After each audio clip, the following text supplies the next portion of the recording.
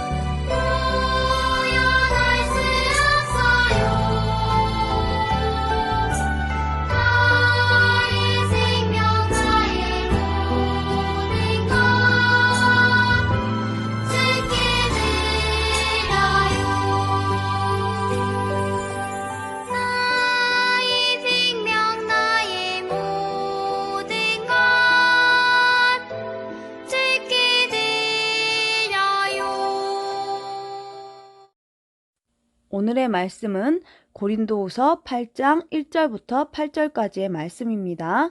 제가 봉독해 드리도록 하겠습니다. 형제들아, 하나님께서 마게도니아 교회들에게 주신 은혜를 우리가 너희에게 알리노니 환난의 많은 시련 가운데서 그들의 넘치는 기쁨과 극심한 가난이 그들의 풍성한 연보를 넘치도록 하게 하였느니라. 내가 증언하노니 그들이 힘대로 할 뿐 아니라 힘에 지나도록 자원하여 이 은혜와 성도 섬기는 일에 참여함에 대하여 우리에게 간절히 구하니 우리가 바라던 것뿐 아니라 그들이 먼저 자신을 죽게 드리고 또 하나님의 뜻을 따라 우리에게 주었도다. 그러므로 우리가 디도를 권하여 그가 이미 너희 가운데서 시작하였은즉 이 은혜를 그대로 성취하게 하라 하였노라. 오직 너희는 믿음과 말과 지식과 모든 간절함과 우리를 사랑하는 이 모든 일에 풍성한 것 같이 이 은혜에도 풍성하게 할지니라. 내가 명령으로 하는 말이 아니오 오직 다른 이들의 간절함을 가지고 너희의 사랑의 진실함을 증명하고자 함이로라. 아멘. 안녕하세요. 태영아부 랩넌트들 부모님들. 오늘은 고린도후서 8장 1절부터 8절까지의 본문을 가지고 이 은혜에도 풍성하게 할지라 라는 제목으로 함께 말씀을 나누어 보도록 하겠습니다. 오늘 본문인 고린도후서는 바울이 고린도 지역을 다시 방문할 계획으로 마게도냐에 들렀을 때 그곳 마게도냐에서 적은 고린도 교회로 보내는 두 번째 편지입니다. 그런데 그 편지의 내용 중 오늘 본문 고린도후서 8장 1절에서는 마게도냐 교회에 주신 은혜에 대해 알린다고 말하고 있습니다. 이 은혜는 바로 헌금을 말하는 것이라고 말씀하셨습니다. 이어 나오는 고린도후서 8장 2절 말씀에서 풍성한 연보를 넘치도록 하게 하였느니라 에서 알 수 있듯이 마게도냐 교회에서 은혜를 받았다는 것은 우리가 일반적으로 알고 있는 그 은혜를 넘어 헌금에 대한 것이라고 말씀하셨는데요. 오늘 본문에서 바울이 헌금에 대한 말씀을 하는 이유는 고린도후서 8장 6절에서 알 수 있듯이 바로 고린도 교회가 헌금에 대한 특별한 계획을 가지고 있음을 들었기 때문입니다. 디도를 통해 너희 속에 이미 가지고 있는 그 은혜를 이제 성취하라 하는 말을 전하면서 헌금이 무엇인지 어떤 것인지에 대한 말씀을 전하고 있습니다. 오늘 우리의 상황을 보면 코로나로 인해 마음도 힘들고 경제적으로도 힘들고 어려운 상황 속에 있는데 하나님께서는 오늘 헌금에 대해 말씀하고 계십니다. 하나님께서는 광야 생활하는 이스라엘 백성에게도 성막을 만들라고 하셨고 열왕기상 17장 8절에서부터 16절까지의 말씀을 보면 가루 한 움큼만 가진 사르밧 과부에게 엘리야는 하나님께서 말씀하셨다고 하면서 그 가루의 일부를 가져와 빵을 만들어 나에게 가져오고 그 후에 너와 내 아들을 위하여 빵을 만들라고 합니다. 하나님께서는 왜 힘들고 어려운 상황 속에 있는 사람들에게 이런 말씀을 하시는 걸까요? 우리는 우리의 수준으로 그 사람을 책임질 수 없지만 하나님께서는 그 사람을 책임질 수 있기 때문입니다. 하나님께서 말씀하신 것은 그대로 응답하실 것이기에 믿는 자에게 반드시 역사하실 것이기에 하나님께서는 그렇게 말씀하시는 것입니다. 오늘 우리가 어렵고 힘든 시간 속에 살고 있지만 하나님께서 이렇게 어려울 때에 이러한 말씀을 주시는 이유는 정말 우리가 응답받을 믿음을 가지라는 것인 줄 믿습니다. 오늘 말씀 속에서 이 믿음이 회복되고 믿음대로 응답되는 하나님의 역사가 있기를 기도합니다. 첫 번째로 마게도냐 교회의 은혜에 대한 증언입니다. 오늘 본문 고린도후서 8장 1절에 보면 바울이 하나님께서 마게도냐 교회들에게 주신 은혜를 우리가 너희에게 알리겠다고 말합니다. 마게도냐 교회는 사도행전 16장 17장에서 확인할 수 있는데 16장에 빌립보 교회와 17장에 데살로니가 교회가 나옵니다. 그런데 오늘 본문에서 말하는 이 마게도냐 교회는 16장에 빌립보 교회를 말한다고 말씀하셨습니다. 마게도냐 지방의 첫 성 빌립보에 세워진 이 빌립보 교회는 나를 주 믿는 자로 알거든 내 집에 들어와 유하라 라고 했던 사명자 루디아를 중심으로 빌립보 지역을 살리는 하나님의 일을 감당했던 교회입니다. 그곳에서 귀신 들린 여종을 만나 복음을 증거하고 그 여종이 치유되는 역사가 있었는데 그 일이 문제가 되어 주인에게 고소당한 바울과 실라가 관리들에게 끌려가 옥에 갇히게 되는 일이 있었습니다. 하지만 감옥에서 기도하고 찬양할 때 감옥 문이 열리고 자결하려는 간수와 그의 온 가족이 구원받는 하나님의 역사가 일어났던 그러한 지역이었습니다. 루디아를 중심으로 모두가 복음의 일에 처음부터 참여하고자 했었고 하나님의 은혜를 많이 받고 그러므로 하나님의 은혜를 알았던 빌립보 교회의 성도들이었습니다. 빌립보서 1장 3절부터 5절까지의 말씀을 보면 빌립보 교회 성도들이 처음부터 복음을 위한 일에 참여했고 지금까지 그 일에 참여하고 있음을 보여주고 있습니다. 이 복음을 위한 일에 참여했다는 말은 교회를 위해 헌신하고 여러 가지 복음을 위한 일에 참여하는 많은 일들이 있었지만 그 중에 하나로 헌금으로 헌신했다는 말씀이라고 하셨습니다. 또 오늘 본문 고린도후서 8장 1절부터 5절까지의 말씀에서도 빌립보 교회가 바울에게 계속 헌금을 보내주었음을 알 수 있습니다. 2절에 보면 빌립보 교회의 상황이 환난도 많고 극심한 가난에 처한 상황이었음에도 불구하고 기쁨과 넘치는 풍성한 연보를 하나님께 드렸다고 말씀합니다. 4절을 보면 이 은혜와 성도 섬기는 일에 참여함에 대하여 우리에게 간절히 구했다고 말씀합니다. 기회가 되었을 때 헌신하는 일에 더 나아가 어떻게 하면 이 복음을 위한 일에 더 참여할 수 있을까? 우리가 헌신할 곳이 없을까를 생각하며 헌신할 곳을 계속 구했다는 것입니다. 이들은 가난하고 힘든 상황 속에서도 어떻게 이러한 중심으로 구할 수 있었을까요? 바로 복음의 은혜를 받았고 그에 감사했기 때문입니다. 내가 어떻게 이 귀한 복음을 받았는지 하나님의 은혜를 알았기에 헌신하는 것을 기쁘게 여길 수 있었습니다. 오늘날 우리도 빌립보 교회와 같은 개인과 현장의 상황이지만 이러한 중심이 우리의 중심이 되어 전도와 선교를 위해 또 렘넌트를 위해 헌신할 기회를 먼저 찾으며 중심을 담아 헌신하는 그러한 은혜가 있게 되기를 기도합니다. 두 번째로 헌금은 은혜이다입니다. 오늘 본문 고린도후서 8장 1절, 4절, 6절에서 헌금을 은혜라고 표현했습니다. 본문 1번에서 우리가 예수 그리스도 그 은혜로 말미암아 구원을 받았음이 정말 은혜이고 그래서 그 은혜 받은 자가 감사함으로 할 수 있는 것이 바로 헌금이라고 말씀을 나누었습니다. 그런데 이제는 거기에서 더 나아가 헌금하는 것 자체가 은혜라고 말씀하십니다.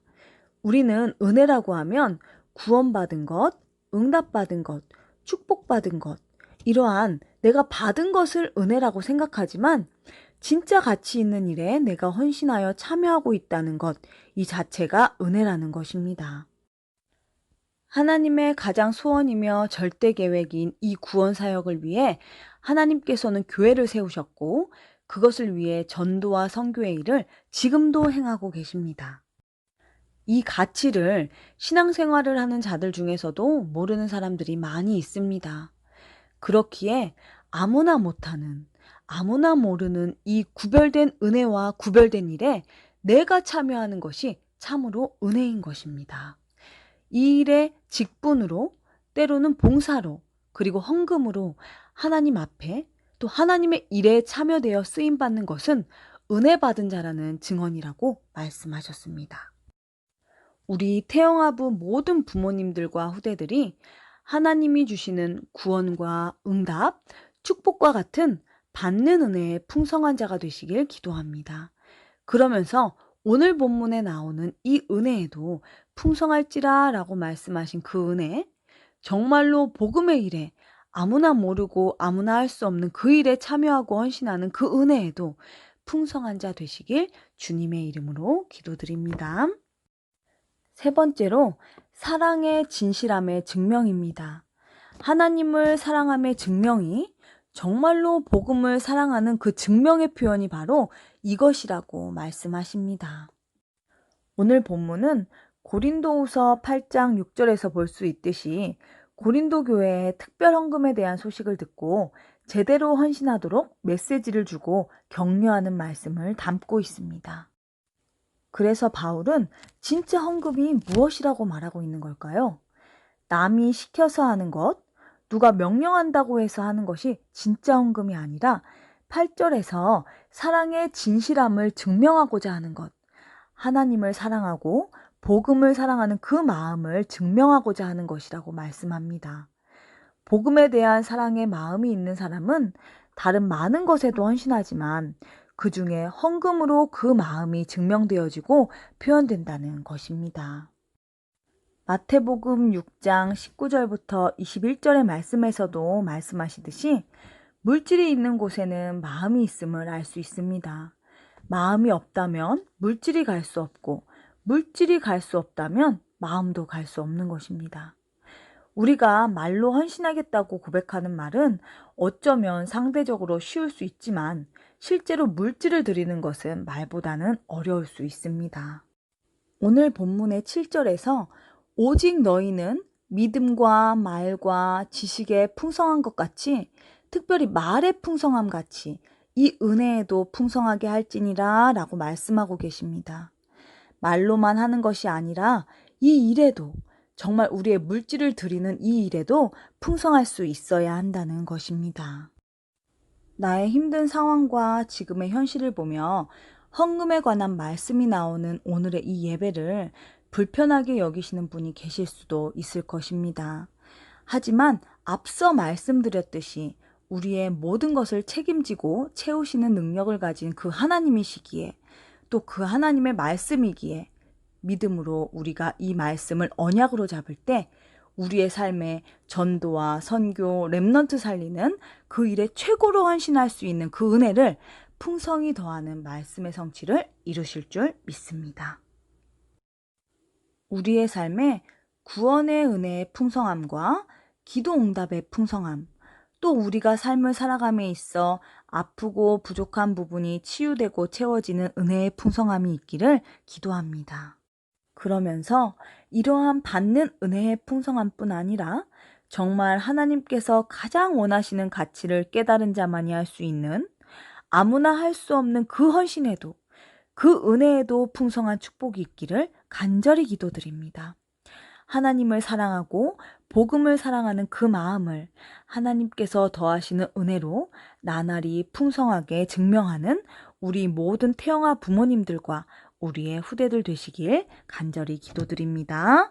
아멘. 잠시 음소거를 풀고 받은 말씀을 가지고 합심으로 기도하시도록 하겠습니다.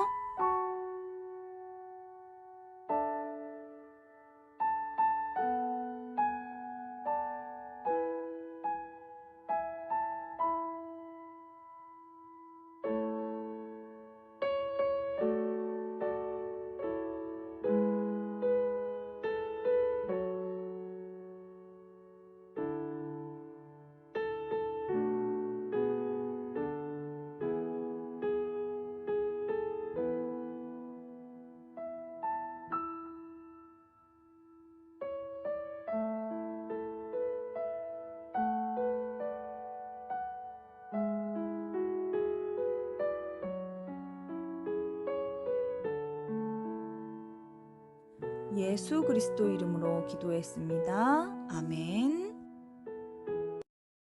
오늘의 암송 구절은 빌립보서 2장 9절부터 11절까지의 말씀입니다. 함께 읽도록 하겠습니다.